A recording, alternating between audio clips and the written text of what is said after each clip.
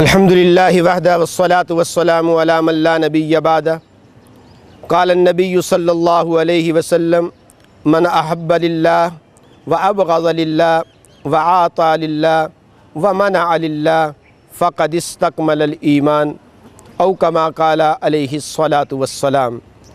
رسول اللہ صلی اللہ علیہ وسلم نے ایمان کی تکمیل کا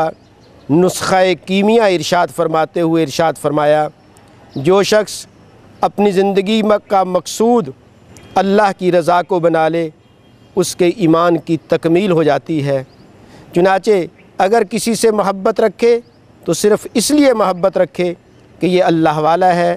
اس سے مجھے دینی فائدہ ہوتا ہے، اس کی صحبت کی برکت سے میری زندگی میں تبدیلی آتی ہے، اس کے اقوال سے، افعال سے، احوال سے، اس کے زندگی کے ہر حال سے مجھے دینی زندگی میں رہنمائی ملتی ہے، مجھے اس کے پاس بیٹھ کر رسول اللہ صلی اللہ علیہ وسلم کے طریقہ کار کو سیکھ کر اپنی زندگی کا قبلہ بنانا آسان ہو جاتا ہے۔ اور اگر کسی سے دشمنی رکھے، کسی سے بغض رکھے، کسی سے عداوت رکھے تو صرف اس لیے کہ یہ شخص اللہ کا دشمن ہے، یہ شخص رسول اللہ صلی اللہ علیہ وسلم کا دشمن ہے، اس سے اللہ کی مخلوق کو نقصان پہنچتا ہے، اس سے خلق خدا بیزار ہے، اپنی زندگی کا جب یہ منشور بنا لے گا، کیونکہ یہ شخص اللہ والا نہیں، کیونکہ یہ شخص اللہ رسول کا دشمن ہے، اس لیے بھی یہ میرا کچھ نہیں لگتا۔ اور تیسرے نمبر پر اگر کسی کو زندگی میں کبھی کوئی عطیہ دینا چاہے، کسی کو کچھ عنایت کرنا چاہے تو وہ بھی اس بحاف پر کسی کو دے کہ یہ شخص نیک دل ہے، یہ شخص لوگوں کا خیر خواہ ہے، یہ شخص لوگوں سے حسن سلوک سے پیش آتا ہے، اس کا کردار، اس کے افعال، اس کے اعمال زندگی میں انقلاب لانے کا ذریعہ ہے۔ اور اگر کسی کو کوئی چیز نہیں دیتا تو اس میں بھی اس کا منشور یہ ہو کہ یہ شخص چونکہ دنیا میں لوگوں کے لیے نفع مند نہیں ہے، اس لیے میرا اس سے تعلق نہیں ہے۔ تو ایمان کو کامل کرنے کا یہ گر آپ صلی اللہ علیہ وسلم نے بڑے سنہری حروف میں ارشاد فرمایا کہ جب اللہ کی رضا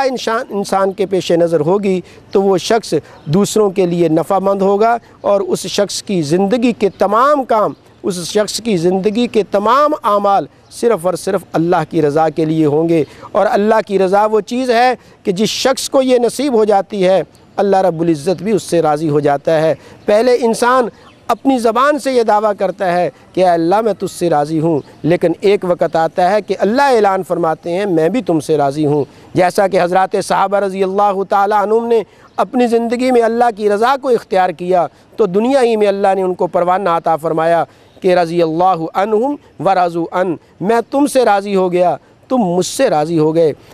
مدینہ منورہ میں حضرت مولانا خیر محمد صاحب رحمۃ اللہ علیہ کے خلیفہ خاص حضرت مولانا الطاف صاحب رحمہ اللہ تشریف فرما تھے۔ حضرت کی خدمت میں علماء کے ایک وفد کے ساتھ بندہ بھی حاضر ہوا۔ حضرت سے ہم نے گزارش کی کہ حضرت ہم آپ سے دعا کرانے کے لیے حاضر ہوئے ہیں، تو حضرت نے دعا کے لیے ہاتھ اٹھائے، تعدیر اللہ کی حمد و ثنا کرنے کے بعد ارشاد فرمانے لگے، اے اللہ تو ہم سے راضی ہو جا، اے اللہ تو اپنے محبوب کو ہم سے راضی فرما دے، اے اللہ تو ہماری زندگی کے ہر کام کو اپنی رضا کے لیے فرما دے۔ تعدیر حضرت دعا کرنے کے بعد دعا کو مکمل فرمایا، اور دعا کے بعد فرمایا کہ پتہ ہے یہ دعا میں نے کیوں کی؟ اس لیے کی کہ وَرِضْوَانٌ مِّنَ اللَّهِ اکبر، اس کائنات کی چیزوں میں سے سب سے بڑی چیز اللہ کی ذات ہے یا اللہ کی رضامندی ہے۔ تو اس لیے اس مبارکہ کی روشنی میں ہم میں سے ہر شخص کو اپنی زندگی کا منشور یہ بنانا ہے کہ میری چال ڈال، اعمال، احوال، کردار، افعال، زندگی کے ہر گوشے میں رب کی رضا پیش نظر رہے۔ رب راضی تو جگ راضی، اگر اللہ کو خوش کر لیا تو سارا جہان خوش ہو جائے گا۔